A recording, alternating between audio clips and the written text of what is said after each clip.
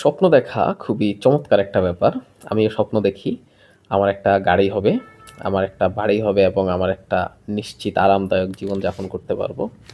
কিন্তু এই স্বপ্নগুলা একটা সময় ওভার হাইপড হয়ে যায় অ্যান্ড এগুলা মাথার ভিতরে টেনশন আকারে ঢুকে। তখন মাথায় এমন হিবিজিবি লেগে যায় যে ডান পায়ে স্নিকার্স আমি বাম পায়ে পরে ফেলি। অ্যান্ড এতে করে যে সমস্যাটা হয় ওটা হচ্ছে আমি ভুলে যাই যে আমার যদি গাড়ি নেই কিন্তু গাড়ির সাথে যদি আমার একটা পাও না থাকতো তাহলে আমি রাস্তা দিয়ে হাঁটতে পারতাম না গুটি গুটি পায়ে। অ্যান্ড হাঁটতে হাঁটতে যে আমি একটা কুকুর দেখতেছি, ওই কুকুরটা হয়তো বা আমাকে দৌড়ানি দেওয়ার সম্ভাবনা থাকে।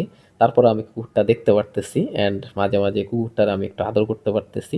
একটা বিড়াল লাফ দিয়া যাইতেছে, আমি ওইটা ছবি তোলার চেষ্টা করতে পারতেছি, এটা আমি করতে পারতাম না।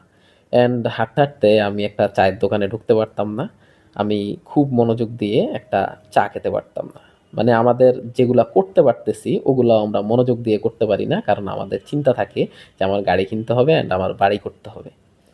তো আজকের পর থেকে আপনি যখন এক কাপ চা খাবেন খুব মনোযোগ দিয়ে খাবেন, দেখবেন যে ভাল লাগতেছে। আপনি যা করতে পারতেছেন না ওইটা নিয়ে ওভার হাইপড না হয়ে যেটা যেটা করতে পারতেছেন ওটা খুব মনোযোগ দিয়ে করবেন। ওটা পারফেক্টলি করবেন। যদি আমার ভিডিওটা দেখে থাকেন তাহলে এটা লাইক কমেন্ট করবেন, দেখবেন কি ভাল লাগবে, লাইফটা ইজি হবে। আল্লাহ হাফেজ।